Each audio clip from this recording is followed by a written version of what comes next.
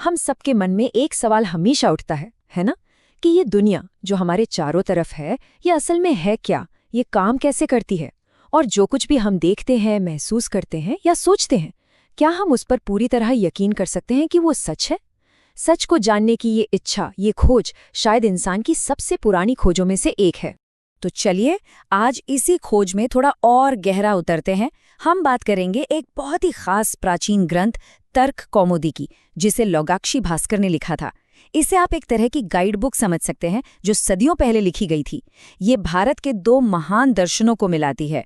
एक है न्याय यानी लॉजिक या तर्क करने का विज्ञान, और दूसरा है वैशेषिक, जो हमें बताता है कि ये असलियत, ये रियलिटी किन चीज़ों से बनी है। और यहीं पर सबसे बड़ा, सबसे जरूरी सवाल सामने आता है। ये सवाल आज भी उतना ही ताकतवर है जितना सदियों पहले था। हम ये कैसे तय करें कि जो हम जानते हैं वो वाकई सच है? सच और झूठ के बीच की वो बारीक लकीर कैसे खींची जाए? तर्क कौमुदी इसी मुश्किल सवाल का जवाब देने का एक बहुत ही सिस्टमैटिक तरीका है। लेकिन एक मिनट, ये सब सिर्फ दिमागी कसरत नहीं है। इस पूरी प्रणाली का, इस पूरे सिस्टम का एक बहुत ही गहरा, बहुत ही खास मकसद है। ये सिर्फ दुनिया को समझने के बारे में नहीं है, बल्कि उस समझ से कुछ ऐसा हासिल करने के बारे में है जो हमारी जिंदगी को पूरी तरह बदल सकता है। इस दर्शन का जो अल्टीमेट गोल है वो है मोक्ष। अब मोक्ष का मतलब यहाँ सिर्फ थोड़ी देर की खुशी या दुखों से बचना नहीं है। इसका मतलब है दर्द, पीड़ा, जन्म और मृत्यु के पूरे चक्र से हमेशा हमेशा के लिए आजाद हो जाना। और न्याय वैशेषिक दर्शन ये कहता है कि ये परम स्वतंत्रता, ये आज़ादी सिर्फ और सिर्फ एक ही रास्ते से मिल सकती है, और वो रास्ता है वास्तविकता का बिल्कुल सही और सच्चा ज्ञान। मतलब ज्ञान ही मुक्ति है। तो अगर वास्तविकता को सही सही समझना है तो सबसे पहले क्या करना होगा? तर्क कौमुदी एक बहुत ही कमाल का काम करती है। ये दुनिया में मौजूद हर एक चीज़ को पहले तो करीने से जमाती है, उसे कैटेगराइज करती है। ये कुछ ऐसा है जैसे पूरी कायनात का एक नक्शा तैयार करना, ताकि हम हर चीज़ को उसकी सही जगह पर रखकर समझ सकें।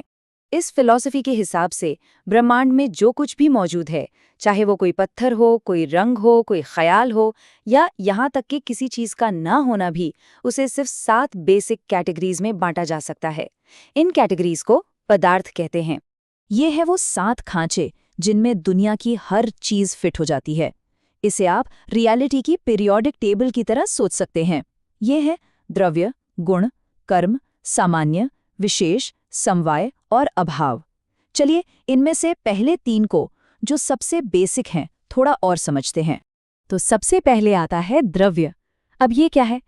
इसे आप वो फाउंडेशन समझिए जिस पर बाकी सब कुछ टिका है, जैसे पृथ्वी, पानी, आग, हवा, आकाश, यहाँ तक कि समय, आत्मा और मन भी, ये सब द्रव्य हैं।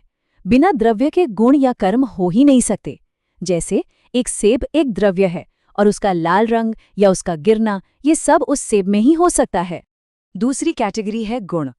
ये वो क्वालिटीज हैं, वो विशेषताएं हैं जो किसी द्रव्य में रहती हैं, जैसे सेब का लाल रंग, पानी का ठंडापन, या हमारे मन में उठने वाली खुशी या दुख की भावना। ये सब गुण हैं जो हमेशा किसी न किसी द्रव्य के साथ ही पाए जाते हैं। और फिर आता है कर्म। इसका सीधा सा मतलब है मोशन या मूवमेंट। किसी चीज़ का ऊपर उठना, नीचे गिरना, फैलना, सिकुड़ना, ये सब कर्म है।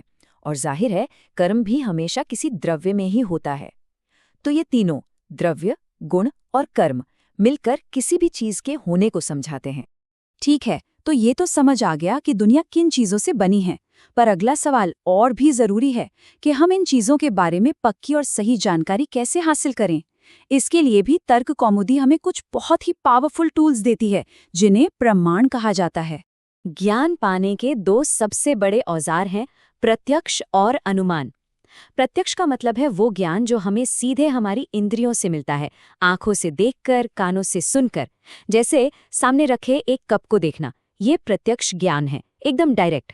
वहीं अनुमान वो ज्ञान है जो हमें सीधे नहीं मिलता, बल्कि तर्क और अपने पुराने अनुभव के आधार पर मिलता है।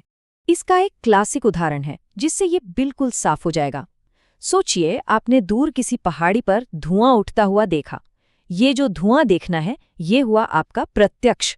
अब आपके दिमाग में तुरंत बत्ती जलती है और पुराना अनुभव याद आता है कि अरे, जहां धुआं होता है वहां तो आग होती ही है। इस बेसिस पर आप तुरंत ये निष्कर्ष निकाल लेते हैं कि उस पहाड़ी पर आग लगी है, भले ही आपने आग की लपटों को अपनी आंखों से न देखा हो। बस यही अनुमान है। तो इन सब को जोड़कर देखने पर क्या तस्वीर बनती है? मतलब ये हजारों साल पुरानी बातें आज हमारे लिए क्या मायने रखती हैं? ये मायने इसलिए रखती हैं क्योंकि तर्क कौमुदी सिर्फ ये नहीं बताती कि क्या सोचना है, बल्कि यह हमें सिखाती है कि कैसे सोचना है। ये हमें एक पूरा सिस्टम देती है, एक टूल किट देती है जिससे हम रियलिटी को छोटे छोटे हिस्सों में तोड़कर देख सकते हैं, उनका एनालिसिस कर सकते हैं और फिर अपने ज्ञान को लॉजिक की कसौटी पर परख सकते हैं। और यहीं आकर ये पूरा डिस्कशन आज के दौर से जुड़ जाता है। आज का दौर मतलब इन्फॉर्मेशन का सैलाब, जहां सच क्या है और झूठ क्या, इसका फर्क करना हर दिन मुश्किल होता जा रहा है। तो सवाल ये है कि इस इन्फॉर्मेशन के शोर में सच का पता लगाने के लिए हमारा अपना सिस्टम क्या है? हम सच को कैसे परखते हैं?